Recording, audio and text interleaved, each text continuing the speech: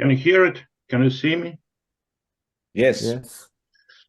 Yes, but before I start the presentation and the case report, I want to express my condolences, deep condolences to the victims yesterday, terrorist attacks. I think everybody unfortunately knows about it, and a lot of people died and killed and died in the fire here in Moscow and in suburb. And of course, nothing can justify this violence. And I thank my colleagues who worried about myself, about my loved one. Together, I think we overcome this nightmare and everything. Thank you for support.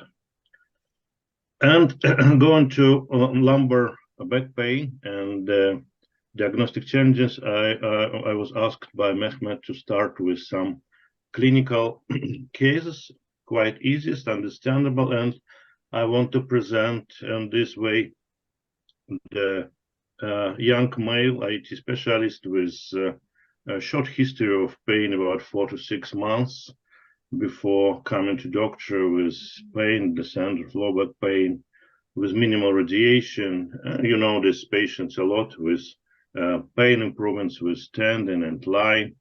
And you can see on MRI black disc and so-called high intensity zone, no instability, inflection, extension.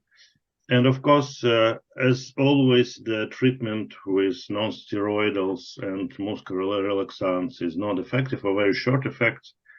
The discogenic pain, which diagnostic on this situation was very sufficiently and very effectively treated with epidural injections, mixture steroids and local anesthetics, and it's very fast, immediate reduction of young patients. And one of the options of this treatment was also called plasma nucleoplasty.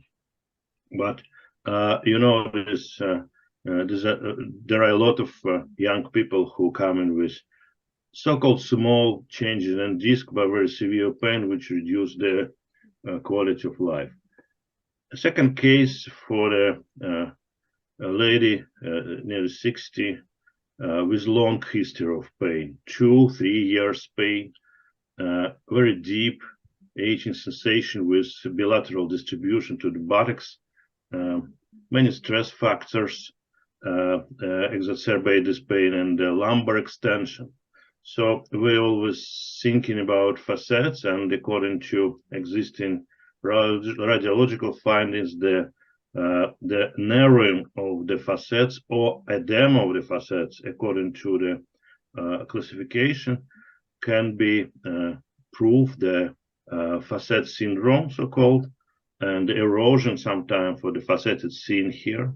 So it's also some kind of minimal invasive treatment, facet injections as the treatment, or provocative facet injections sometimes.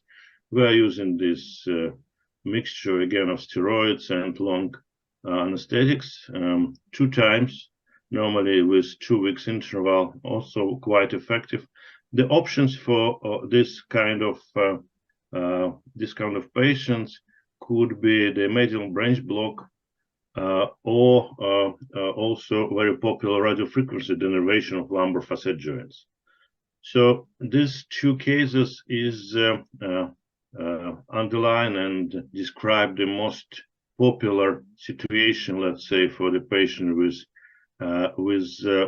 acute pain or so-called subacute lumbar disc pain, and all the doctors who connected with the patient with these symptoms is meeting this patient very often. So this is my demonstration for the clinical cases. If there are no questions, I can go to the direct presentation of my viewing of this problem. Okay, can I follow, Enrique? Yeah, please. Okay, so the concepts of lumbar back pain is, as I told, is very often reason for the visit to neurologist. And low back pain is the main medical reason for reduction of quality of life. the strange that in countries where the high level of healthcare is the calling for the doctors is nearly 30%.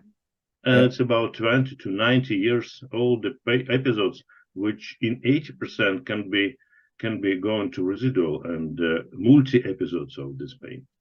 The low back pain can be creating in the standing, flexion, walking, sitting position, sometimes during the sports or in the ordinary job. And what's also rather interesting that in the country with high level of healthcare, they're calling doctor as the emergency case of spinal low back pain is about 30%, and in undeveloped countries less than 5%. That's completely proven that the primary care of low back pain is very necessary on the ambulance level. And the second thing that's it's all interesting publicated thing, that's the 25% of spine specialists recommend bed rest during episodes of low back pain, but we all know that there is no any evidence that the bed rest is improving low back pain symptoms. It is called active state work. And what also noticeable and very interesting was the reason why I want to focus on this. That's nearly 60% of patients have recommendation to perform MRI, CT, other fluid investigation after first acute low back pain episodes. But it's quite controversial because we have to present the so-called red flag signs, which could be proven or a real indication for performing neurovisualization like MRI, CT. So just speaking about the terms, the acute back pain, it's the situation which lasts till 2 weeks. Subacute, it's 4 to 12 weeks. Chronic back pain, more than 2 weeks and longer. It's classification which was offered by the Institute of the Clinical System Improvements 5 years ago, and it's still the terms which we based our terminology and our publication. And we also know that nearly 90% of the back pain is non-specific back pain. The remaining 10 to 15 is specific, which can be caused by some radicular compression, spinal stenosis, and or real serious underlying disease like malignance or fracture. So to subdivide the back pain on the different types, as I already demonstrated in the clinical case, we normally subdivide 4 types of low back pain. From the percentage, more often it's discogenic lumbago, so-called. I present the one case. Then it's facet joint syndrome, then sacroiliac joint syndrome, and quite controversial, including to this group, is fascial lumbago or myofascial pain. So I just want to characterize a little bit each of them. So the discogenic pain, it's located at the center of the low back and normally described as a deep ache, and the patient sometimes can reduce it with extension. Normally, discogenic pain worsening with sitting, and sometimes it's increasing with the lumbar flexion, bending, or coughing. Controversially, facet joint pain, it's the second clinical case, is more severe when working. Sometimes it's the patient tries to stand after the prolonged sitting, and it's very painful. And extension is increase the pain, and also coughing while someone can increase it. Facet pain is often described by patient as a deep and aching, and sometimes it can radiate to one or both buttocks. And as I told, physically examined will often show pain on extension, lateral bending sometimes, and paraspinal palpation. The third variant is sacroiliac joint pain. we are lucky that we have 3 to 5 provocative tests, which very illustrative to prove the sacroiliac joint pain. It's Faber-Patrick test, reliable, very 90%, compression test, distraction test, Thing and Ganslin test. So I couldn't now describe it due to not a lot of time, but normally people no specialist knows about these tests. And the last but not least, it's myofascial pain, presenting of trigger points. This is the main characteristic of myofascial pain, that we can palpate and to find trigger for this pain. Sometimes we can measure the intensity of pain using different vibration which provocate this pain.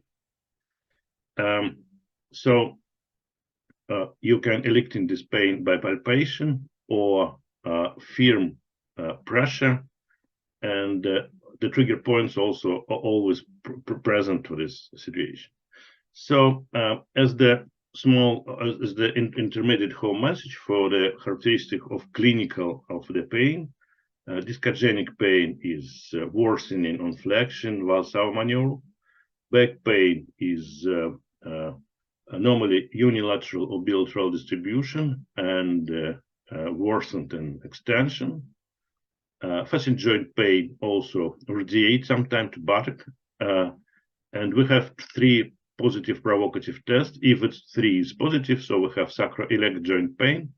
In contrary, the presence of trigger points for myofascial pain is the main characteristic of this 4th type of the pain.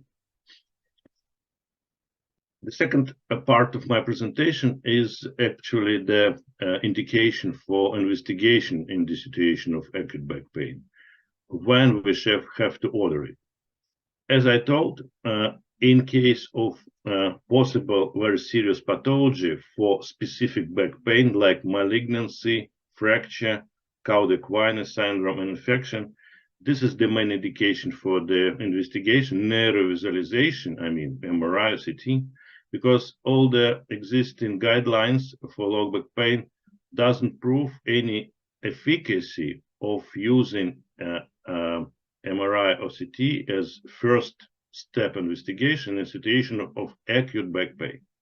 That means that if you can have patient with trauma, with minor trauma for elderly, osteoporotic spine, possible tumors, for example, sacrum in history of the patient, the cancer in history of the patient, the possible severe significant neurological deficit, Cauda-Equina, bladder dysfunction, you have to use it as red flags and indicate the MRI, CT as the primary investigation of this patient. In all other situations, it's not proven any guidelines that it's necessary. Which kind of investigation reasonable to perform? MRI, of course, the gold standard. You can see the situation in disc to understand the history of modic so-called sclerotic changing in the end plates, and also the situation and in changing in the nerve structure, in radicular, for example. But it's always good to have combination of investigation, sometimes to see the changing in the bone structure, in the vertebra. It's necessary to complete MRI with CT. Sometimes MRI, of course, contraindicated. In this situation, in this table, is all the investigation indication is concluded, and of course the MRI in all situations most reliable investigation, but it's still possible to use CT in case if, for example, any metal construction implanted. Another advantage of CT is the short procedure. The patient don't need to hold the breath, for example, and you can scan the patient very fast and just have some additional or primary pathology situation after CT. But of course, in 90% of cases, MRI is preferable. So the main question from the neurologist I work in neurology surrounding, they always ask me, do I really don't need to perform MRI if patient came with back pain? Actually, yes. It's not necessary to perform MRI if it's first acute low back pain episodes, because there are more, let's say, false positive, some additional not necessary information for the patient.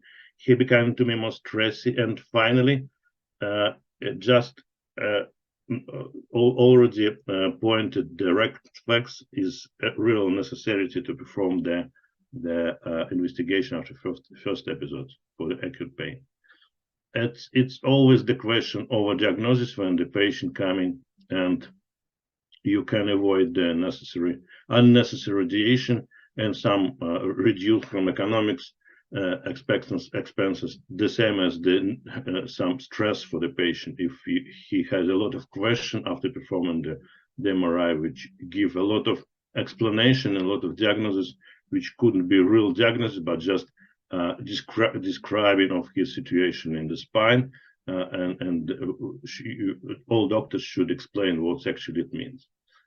We call it yellow flag, so it's not the benefit for the patient, but a lot of negative, so low mood, depression, and a lot of description from another doctors who have to explain the patient what actually is in the spine.